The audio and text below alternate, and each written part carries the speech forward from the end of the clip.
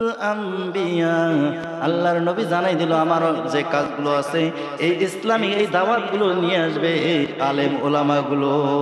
সকলে বলি সুবহানাল্লাহ।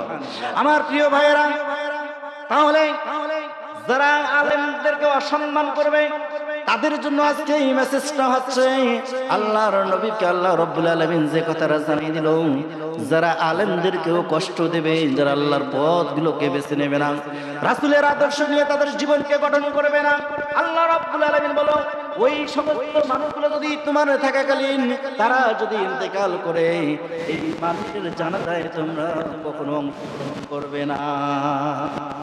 তাহলে করতে হবে আদর্শ হিসেবে আপনার আমার করতে হবে আল্লাহর কোরআনের আদেশ নিষেধ যেগুলো বলেছে আল্লাহ রাব্বুল আলামিন, সেগুলো যদি আমরা মেনে নিতে পারি তাহলে আপনি আমি পূর্ণ হয়ে যাব। আমার প্রিয় ভাইরা, রাসূল সাল্লাল্লাহু আলাইহি সাল্লাম তাদের উদ্দেশ্য বলে দিল, মান তারাকা সালাতান মুঈতাহা তাবাল্লাহু ফি কলবি ফি কলবিহি ওয়া কুতিবা ফি সামরাতিল মুনাফিকুন। আল্লাহ তাআলা তার হাবিবের মাধ্যমে বিশ্ববাসীকে জানাই দিল, পৃথিবীর মানুষ তোমাদের নামে একটা সুযোগ করে দিচ্ছি। এই সুযোগটা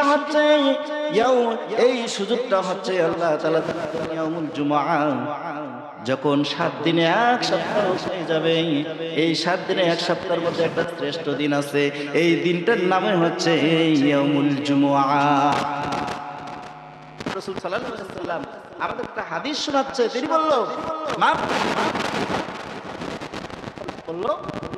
যখন